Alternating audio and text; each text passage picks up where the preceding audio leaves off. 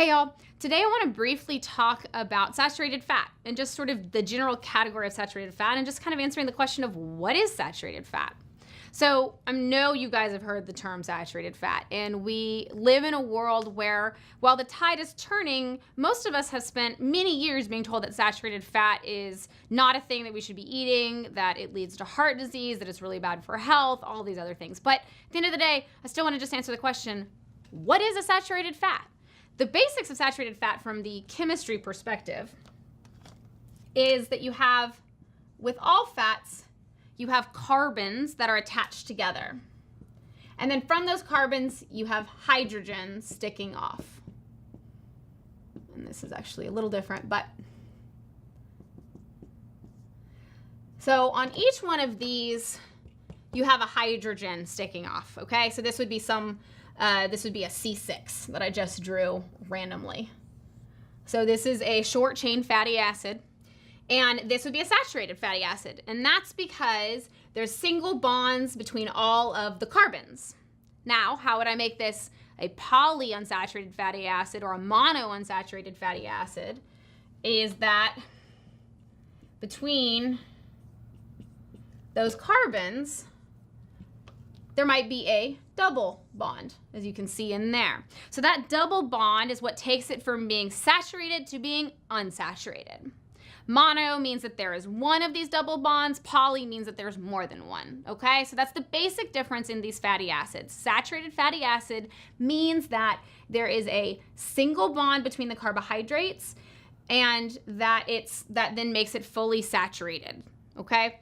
So that's it. That's the basic difference between them. What it means, though, is that saturated fats, because they're like this, because of the single bonds, they can stack on top of each other really well. That's why a lot of saturated fats are going to be more solid at room temperature, because they're able to pack down on top of each other. Because what this double bond actually ends up doing is it creates a kink in the chain. So it might look more like that, where you see we've got this double bond and it's kinked up. It's kind of a crude drawing, but you get the idea. So that double bond causes a kink. So those unsaturated fats are just not really going to be able to stack on top of each other as well. So that's really the basics of what saturated fat is versus unsaturated fat. Now the thing is saturated fat is, when we talk about saturated fat, when people think about saturated fat, they often think about animal-based products, because that's where we're told that saturated fat comes from in the diet. Because historically, when we were wild humans, that is where saturated fat came from in the diet. Saturated fat is found in all kinds of animal products. And quick note, no thing you eat is a 100% saturated fat or 100% polyunsaturated or monounsaturated. It's always some kind of blend of all of them. It's all kinds of ratio. When we call something a saturated fat, it's because most of the fats are saturated. When we call it polyunsaturated fat, it's because most of the fats are polyunsaturated. It's not that there's none of the other one, it's just that the ratio says that it's got more of this one or more of that one. Just wanted to make that quick note. But again, back to being a wild human, when we were wild humans, most of the saturated fat from our diet was going to come from animal products. It was going to come from the game that we hunt and we shot and we ate. It probably didn't necessarily come from butter, because a lot of wild humans weren't necessarily consuming butter. That's a much more modern kind of invention. But still, most of the saturated fat was actually coming from animal products that we were consuming. But is that true in the modern world? Well, we're told it's true. We're still told that saturated fat is primarily found in animal products. The problem is, though, we actually, as humans, have found a way to make saturated fat in the lab. So when we can take these polyunsaturated fats or these monounsaturated fats, we can put them through some industrial processing, and we can actually get rid of that second bond. And we can actually create a full saturated fat from something that at one point was unsaturated. So this is now a man-made saturated fat. You'll find that man-made saturated fat in a lot of products. But on the back of the label, it will just be labeled as saturated fat. So my example is Snickers. Snickers has saturated fat in the product, right? But that saturated fat has come from processing of vegetable oils to turn it into a saturated fat.